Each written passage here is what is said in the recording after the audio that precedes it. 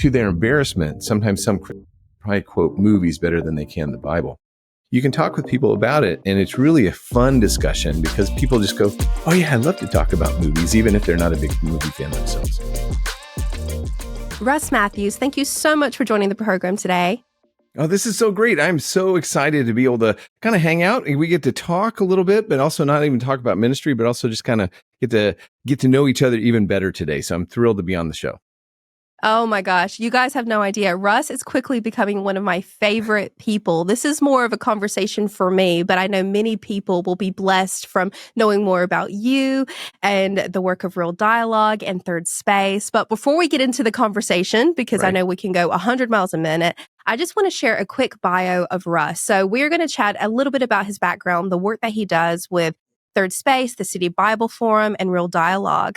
But then we're going to get into a new book that he has that has already been released. And it is really exciting to hear how it's actually going to be used as a tool for evangelism, a tool that you can actually use to chat to people about faith in a really safe, fun way that anyone can actually jump into this conversation, which is so exciting. So I just want to share Russ's bio. Russ Matthews works for the City Bible Forum, Third Space, and Real Dialogue. He enjoys developing large public forums throughout the city to engage people with life's bigger questions. Russ writes and edits film reviews and articles for Real Dialogue. He has a passion for film and getting the conversation started on themes from these visual creations. These discussions can include topics like Jesus, the Bible, and God. Russ is married to Cathy, and they enjoy spending as much time with their children, grandchildren, and family as possible. Ministries include City Bible Forum, Third Space, Real Dialogue, God in 60 Seconds, and working with local churches. Now, here's the thing. If you have listened to any Christian radio, particularly in Australia, you would know this guy because he is always on talking about upcoming films. I heard one of your reviews recently. I think it was on The Fall Guy. You make it sound so exciting. And I love films too. So there's always a lot to talk about. But before we get into one of my favorite topics, which is film and faith, I want to hear, because I know you had a really interesting background before you came to the faith and film space. I think you've worked in business management, you worked for Pfizer, you worked for The Gap, and now here you are talking on national forums about faith and film. How did you end up here? Tell me a little bit more about your journey. Well, I could do the short version. First of all, this setup is just amazing. I'm going, wow, I'm really interested to hear about this guy. Wow, this is fantastic. But so thank you so much. I've been waiting a long time, Russ, to ask these questions. Yeah. This is great. Well, no, I'm thrilled. I'm thrilled to be able to kind of talk about it. And it's always interesting that you would think that my life is interesting, but I am so, I could probably do the short version. And I would say that it's only through God's grace that I'm even standing here and even part of and doing this amazing ministry, that we've been doing now for the past 18 years. But prior to that, I did live in the United States. Probably can hear from the accent. I am an Australian. I'm just, I have the citizenship and all that sort of thing worked out, but I just didn't pay enough for the accent. So you have to endure this one. But, so what happened is actually I was in business. I loved my job. I worked for, like you said, The Gap. I worked for Old Navy. And then also I'm one of those rare people who can say they were Christian and became a drug dealer after that. So it was always kind of an interesting thing working for Pfizer and having that opportunity to be able to kind of go through and hopefully save people's lives, opposed to wreck them with what I was actually spruiking. But a pastor got a hold of me one day and he sat across the table and he said, look, Russ, I really think you ought to consider going into full-time Christian ministry. And I looked at him and I laughed and I said, nah, I said, I don't think so. I said, I'm that guy who crammed 4 years of university into 7.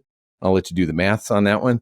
I didn't really like university too much. And so I really loved working and I loved my job and I loved what I was doing and the Lord had given me success in different ways. But interestingly enough, due to situations and other opportunities, the next year I was enrolled in Bible college, seminary. I was actually enrolled in seminary. And I also was raising support to come and do full-time Christian ministry overseas, specifically in Australia. I won't go into all the details how that happened. We can always unpack that later maybe, but we ended up coming. It took a few years finishing my degree, but then also raising the support. But then we eventually came here 18 years ago. And we had the opportunity of not only helping to start churches, but we were connected with a group called City Bible Forum. And the thing about City Bible Forum is their specific outreach is to the workplace. So we see the fact that here in Australia, there's probably more people in the footy stadium and there at McDonald's Stadium there in right there in Newcastle than there would be in all the churches in your local community combined. And so you got to go, well, church really isn't the place where people go, but yet people do go to work. And so to be able to connect with people there, meet them there with the gospel and seeing the opportunity of doing outreach in that atmosphere and then moving people towards a relationship with Jesus, then also towards the opportunity of being a part of their local church.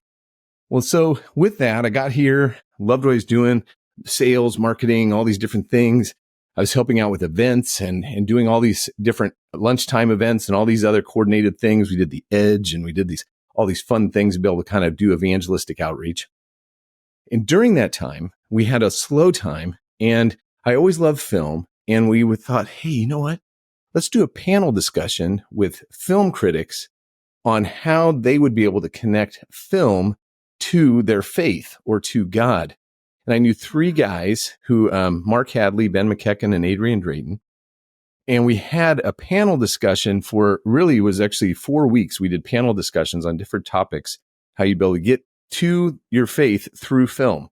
And it was brilliant and it was well received and it was so exciting. I loved it. I love these guys. I'm still good friends with all of them. And one of them actually said, hey, you know, Russ, you really enjoy movies. Why don't you go to this press screening, watch this film, and then write a review for me, and then I can see if I can use it. And I said, hey, that'd be great. Never been to one. And so excited. I was like, oh, this is so woo. And so I went, saw the movie, wrote the review, sent it to him, and he didn't use it.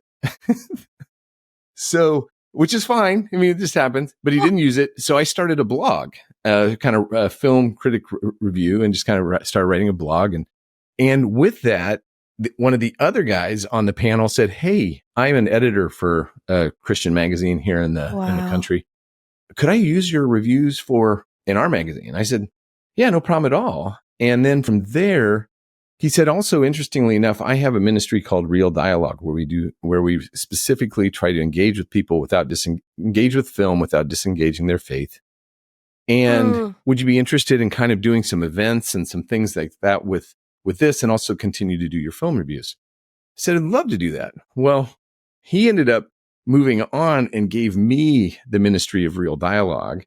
Wow. And Real Dialogue grew into this thing that we do film reviews. We have over 1,500 reviews now over the past 10 years that we've written. Our team, we have about 6 or 7 writers that write for us. And we do events all over the country. And we really hope to be able to see the value of getting people into the cinema, talking about faith, talking about film. I think one of the things I need to clarify, though, is I'm not a movie evangelist, meaning sometimes people think that everything has to come back to a movie. If you don't like movies, I get it. Sometimes Christians, sometimes they're like, I'm not sure about going to cinema and all this sort of thing. I said, that's fine. You don't have to like movies. But for those who do, this is the perfect ministry for you. And you have to realize, too, is that this is an evangelistic opportunity. What we do is we try to engage people with first film, but then be able to point the different story points back to God. And that doesn't mean necessarily like, oh, hey, you see that guy, he just kind of spread his arms out. That was Jesus in the movie or something like that. Nothing weird like that. It's more of looking at the attributes of God. So the last film I saw was all about redemption or vengeance or justice and how we can point these discussion points back to kind of a discussion on God, the Bible, and Jesus. And so that's really what we do. And there's so much more I could probably say about it, but I'll probably leave it there.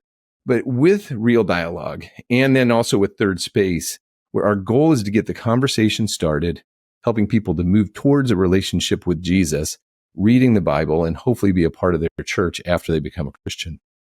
And so that's kind of it. Really, very simple. It's about conversation and community. We do it through cinema, but also we'll be able to really make sure we're introducing Christ in the process. I love it because, I mean, it is a huge ministry and your outreach is so amazing. But I love that all of this for you started with one conversation with a pastor. He's like, I think you should do this. And you're like, no, thanks. I'm good in my, I think we can all relate to that, by the way. Yeah. And yet, look where all of that. And also, can I just say, I love, because this is so part of the journey, you wrote your first film review, it gets rejected. You didn't just take that rejection on. You went, okay, I'll start this. And then look what that led to. I just want the success part of me wants to go, hey guys, there's a huge lesson in that Right. of when something doesn't work the first time, it doesn't mean that you shouldn't be doing it. Like go Right. and start it, use the platform you have. So I just love that you just kind of kept going with it because you loved it and you could see the value in it. You're like, okay. And then look at the doors that God has opened just from your obedience and just willingness to get out there and be curious about it. So anyway, I love that. I love that. Coming back to films, why do you think films are such a powerful medium to open up the dialogue of faith in a safe way?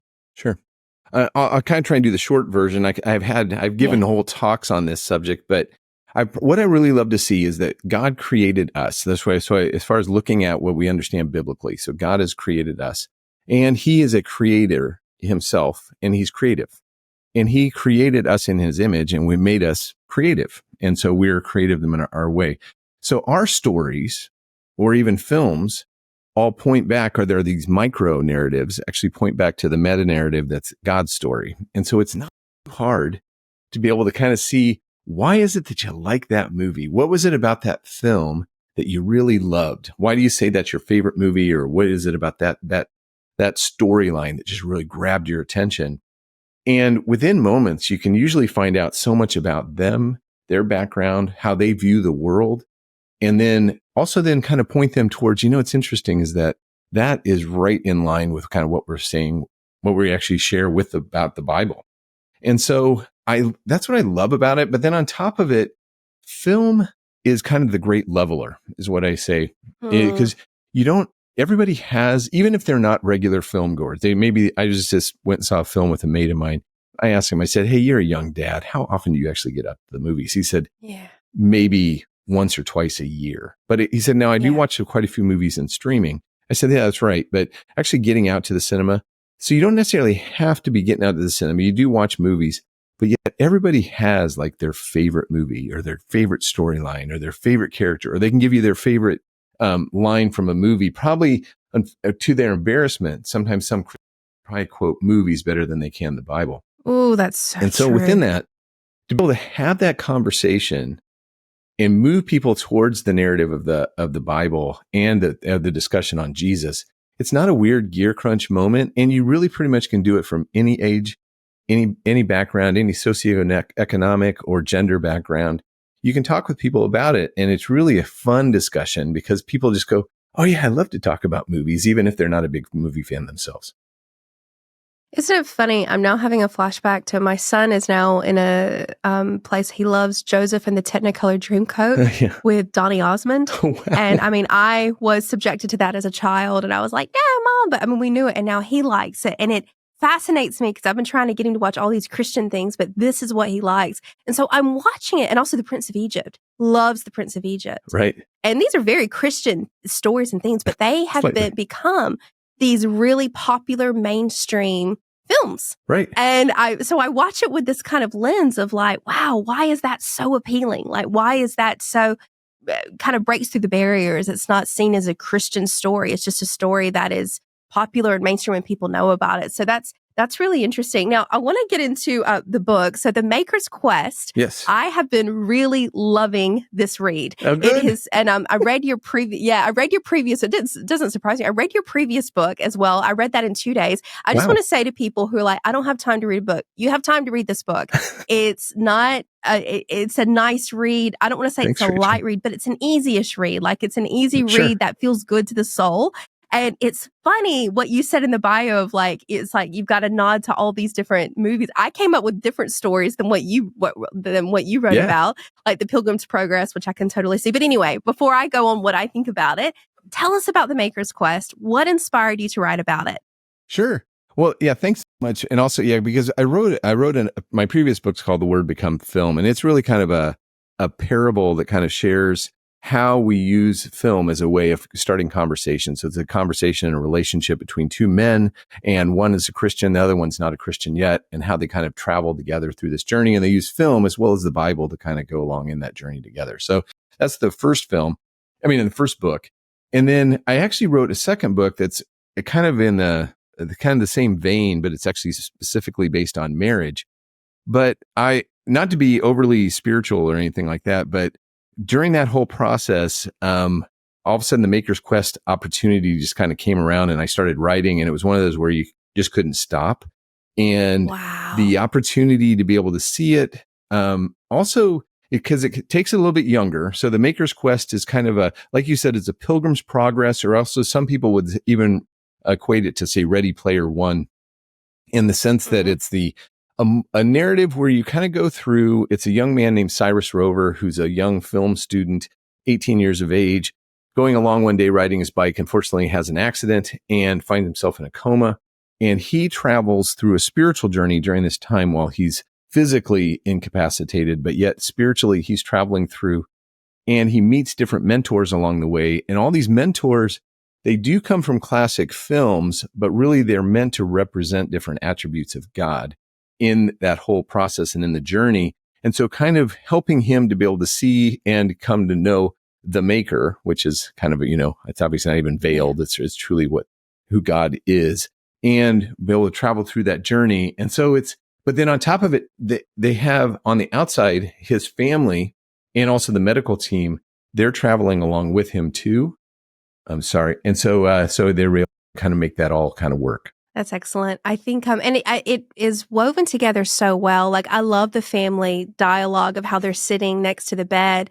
And it reminds me of my own mother, actually, because this is exactly what she would be doing. Like, that conversation is so real of the family experience when, a loved one is unwell or, in a coma or something, and what they're experiencing too, and how that affects the people around them, which is really beautiful. And it's funny. Okay. So I just want to say that. Well, thanks. Yeah. And the nods that came up to me, I'll just say when I was reading, obviously The Matrix, The Dead Poet Society, all of those things are in there. I was thinking of Scrooge. Oh, there you go. I keep saying Tuesdays. Yeah. And Tuesdays with Morrie. I feel like it reminds me a lot of Mitch Albom's reading. That book, The Five People You Meet in Heaven, is very similar to that. Sure. I don't know if you read that, but I think you remind me a lot of Mitch Albom and how he just is so accessible in his stories. And I love that you take it from a male's perspective, a young man struggling with the things that 18-year-olds struggle with. And I was reading it and just going, this is such a wonderful way you could give to any kid, but I mean, any person who has any questions of spirituality, and it's not preachy and it's not weird and it's not offensive. These are all the questions everyone has ever had in their life, whether you're 18 or 78. And I just think it's so clever how you do that. And obviously for you to say it's divinely inspired doesn't surprise me at all, because it flows so beautifully. So I would really encourage everyone to get that book, especially I think it would be a great gift to give like a someone who's graduating from high school. Yes, I think that would be great to give someone like that, but also as a Bible study guide, or it's just a wonderful, easy, good for the soul book. And so I would really encourage everyone to get that, the Maker's Quest. Now, tell me more about Third Space and Real Dialogue and what they're all about.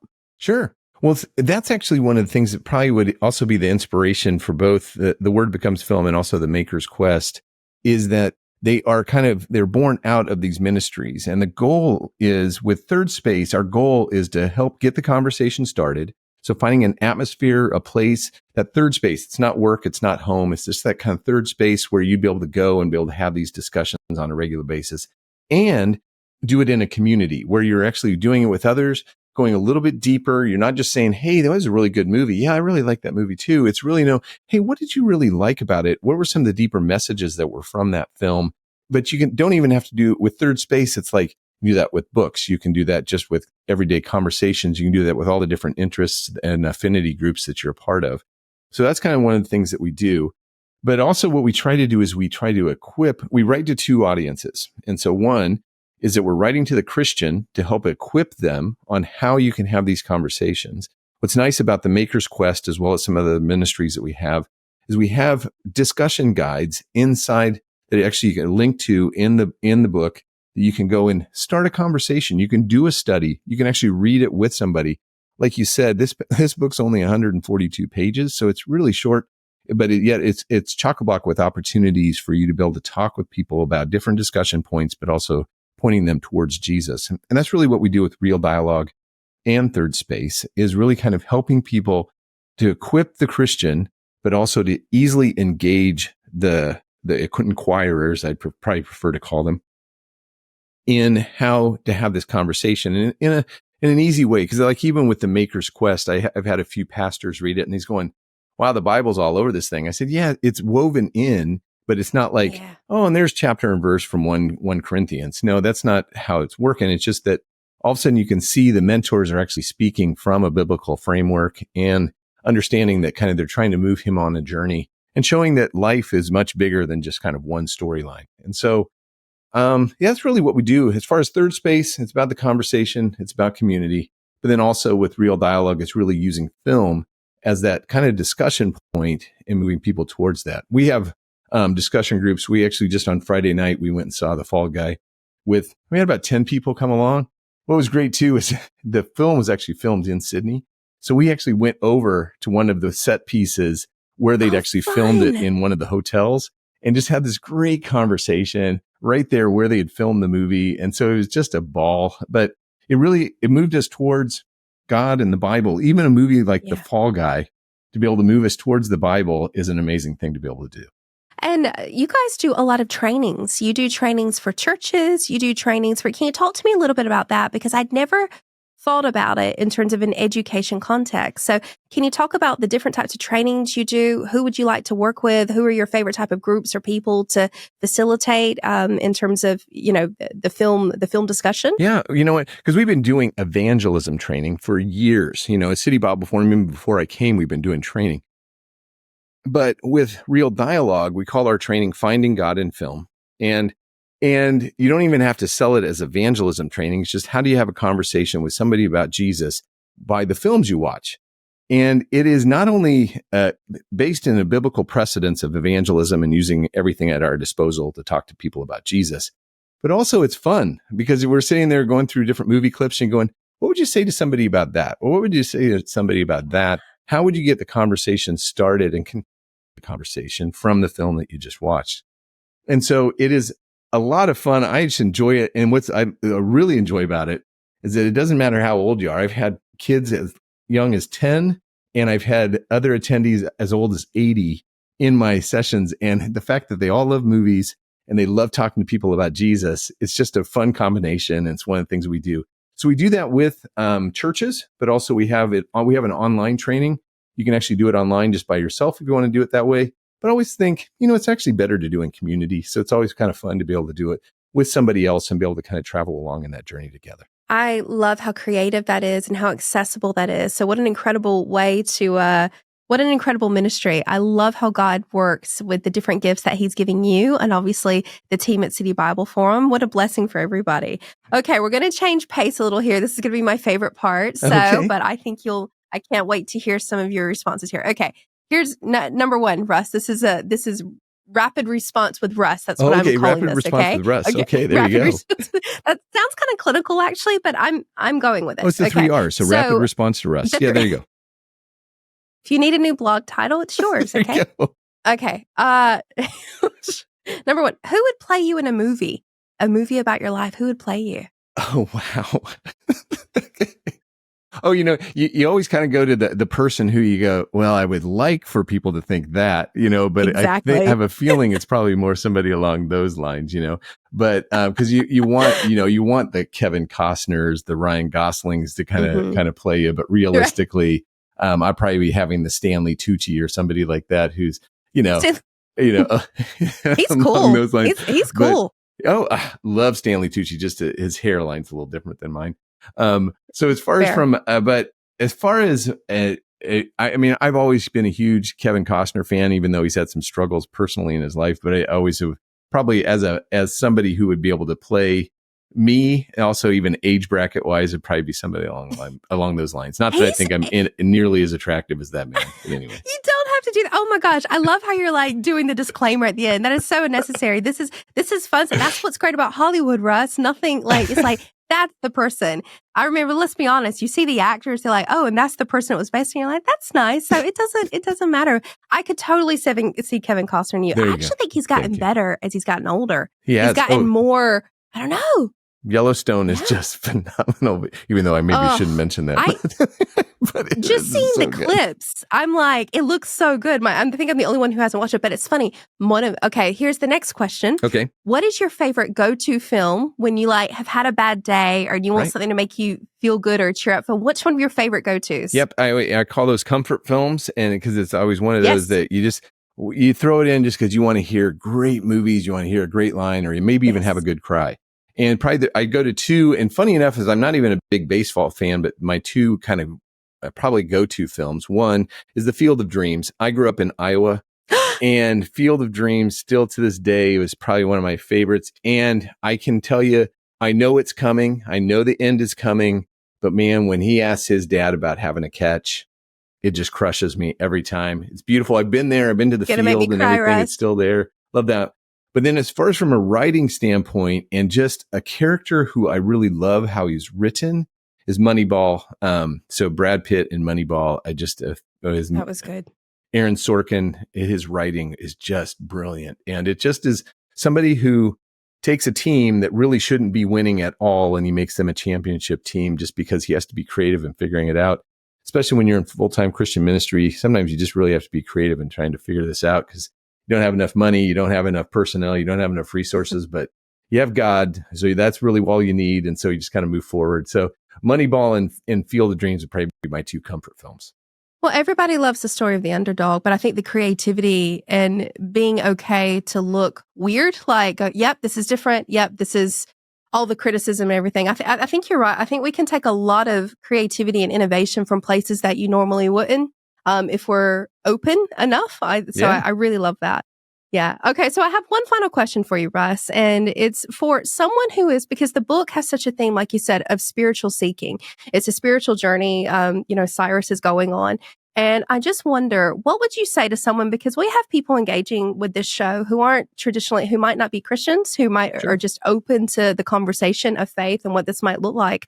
What would you say to someone who is spiritually seeking at the moment, whether in the context of the book or just general advice of what do you do if you are just kind of open and seeking spirituality at the moment? I think it kind of boils down to three key things, and I think they all kind of come out in the book in a certain way. So one is that fortunately, you have had access, especially in this country and where we live, you have access to God's story. And so to be able to kind of go through and really engage with it and really start to read and look at it and study it out. I just saw the film Freud's Last Session, and it showed C.S. Lewis in his process of investigation. When he was an atheist, he was actually challenged by J.R.R. Tolkien to do your homework, do your investigation, and find out about this whole thing about faith. And a lot of it was just kind of coming back to the Bible and studying it out and realizing that it was true. And so I think that's one, is really kind of engaging with God's story, with the Bible specifically. But two, engage with God's people, go and talk with and sit down with people who are actually kind of maybe ahead of you on the journey or have been through that journey themselves. Sit down, have a cup of coffee, and talk with them and ask them the questions that are plaguing you and why you're on this spiritual journey right now. I think that's one of the things in The Maker's Quest, is that he goes through a series of mentors who are able to kind of help him through this whole process. And thankfully, you don't have to go this whole spiritual journey alone. You can do it with others. And that's really what we really strive to do, not only with the church, but also within the body of Christ, is really be able to kind of do that. So one is read a Bible, get a chance, you have access to it even online. But two, getting it connected with God's people. But the other thing too is that even though you may not believe in this God, you may not know this God personally, what's great about it is you can actually talk to him. And if you can go straight to the source, that's one of the things you can do, is that we have opportunity to pray. And I mean, even though we may want to acknowledge this God exists, but you're really curious about him, so why not ask him for the best way to be able to access and actually get connected with him? And so I think that we do have the opportunity to be able to, as Christians, but also those who are inquiring about Christianity or faith, to be able to really engage those ways. And it's not something that you have to be doing some big grand statement or anything, and you don't have to put it on social media. These are all the things that I'm doing. Just kind of take some time, spend some time with God in his word, take some time to talk to him. That's great about Christianity. You can talk straight to God. but then also talk to his people. And so I think that that's probably the best way for you to be able to do that. And so those are the things, pretty simple, but I think that those are kind of your three key things to be able to help you on this journey. I love that. I love how simple it is, but effective and so truthful. Like God, He created you, right? So right. even if you're not sure about His existence or what that looks like in today's world, like there is a path. And I love how in the scriptures it says, ask and you will find. Like, all you got to do is ask the question. And yeah, I do. That's what I do love about God is when you ask the question and your heart is really seeking, that He will show up in the most unique and creative ways specific to where you're at. So That's I right. think that's super cool. Russ Matthews, thank you so much for joining us. Now, how can people connect with you and Third Space in Real Dialogue? What's the best way to reach out or to follow? Is it on Instagram, Facebook? Where are you at? If you like to hear what you're hearing about Third Space is pretty easy. Thirdspace.org.au. That's thirdspace.org.au. And you can also access Real Dialogue through that. And so that's just kind of the bigger organization that we're a part of. And then finally, if you want to get the Maker's Quest, it's pretty simple. Just go to Amazon or thirdspace.org.au and you'll be able to get the book, and you can get the hard copy, which would be to you in a couple of days, or you can get the ebook if you'd like. That's fantastic. I would really encourage everyone to get a copy of The Maker's Quest. Send it to your friends. Buy it for the younger people in your life as well. Suggest it for your Bible study or your book club at work. It's not weird. You won't be the weird Christian if you do it. It's actually just a really fun, lovely read. And it will, I think Russ is right, it will bring up all the favorite films of people, and you'll be able to explore a lot about their personality at least and find out a lot about them, as well as go down those incredible spiritual roads. And they've got all the frameworks there for you in their discussion guides as well. So Russ Matthews, thank you so much for joining me. Hey, Rachel, this is fantastic. Anytime we'll be able to be on the show, love talking about film, talking about faith, but also other things we can. So thanks again for having me, and look forward to it the next time we get together.